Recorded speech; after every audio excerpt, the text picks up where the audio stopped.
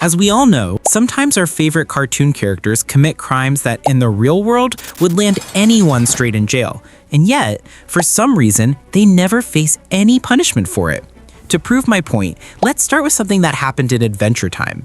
In the episode Marceline's Closet, Finn and Jake actually commit a pretty serious offense.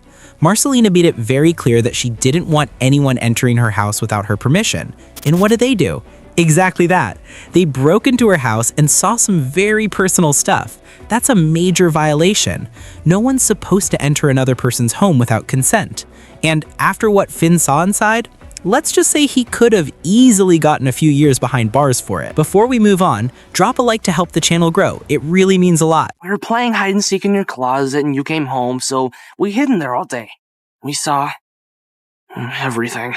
Let's start our list with SpongeBob SquarePants. In the episode Nasty Patty, things get dark. SpongeBob and Mr. Krabs actually commit some pretty serious crimes and somehow get away with it even though the police are right there. They almost kill the health inspector, and instead of calling for help, they try to bury and hide the body. That's not exactly family friendly. In the end, they even confess to the cops, but the police just laugh it off. The inspector, who was literally just doing his job, ends up as the victim, and SpongeBob and Mr. Krabs walk away free like nothing ever happened. Sorry, Mr. Krabs. I thought he might need some air. They don't need air where he's going.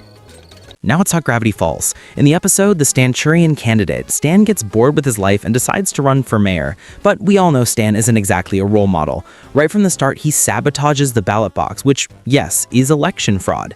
Even if he didn't realize what he was doing, it's still a major crime.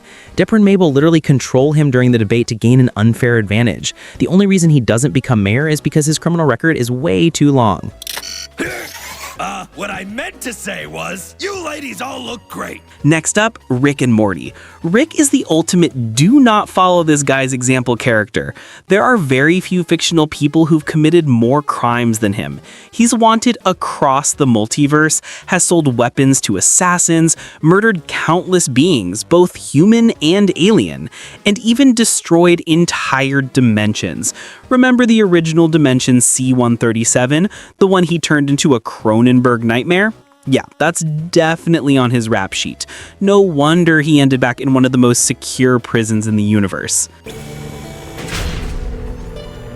What are you in for?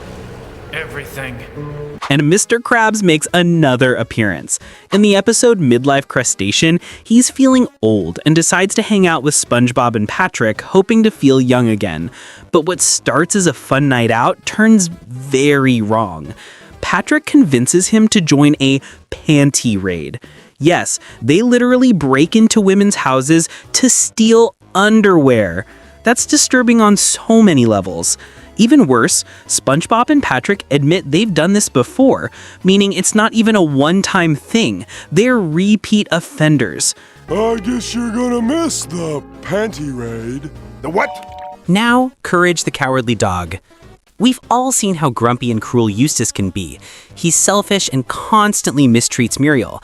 But things get especially dark in the episode The Mask. A cat character explains that her friend's dog is abusive, and Eustace proudly says that dog is one of his. That says everything.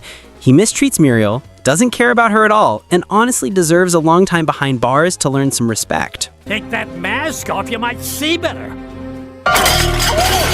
In the Fairly OddParents, crimes happen all the time, but usually someone realizes it's wrong before things go too far. In the episode The Nectar of the Odds, Timmy wants tickets to a concert, but since they're sold out, he wishes to take them from another family, which would be theft. Then he wishes for money, counterfeiting. Finally, he decides to sell lemonade to earn it honestly, but even that goes wrong when Cosmo puts his dirty socks in the lemonade jar. That's literally selling contaminated drinks, false advertising, and health violations.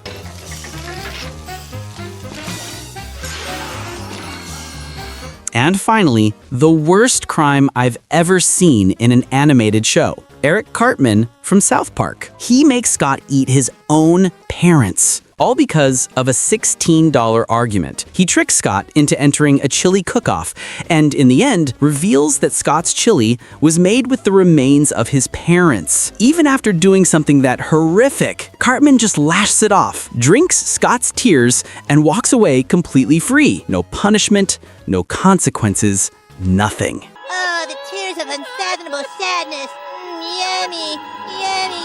At the end of the day, maybe the real reason these characters never face consequences is because their worlds are just reflections of ours, where the powerful always get away with everything. What do you think? So tell me, had you noticed these crimes before? Which of these characters do you think deserves to go to prison the most? For me, it's gotta be Cartman. What he did was absolutely terrifying.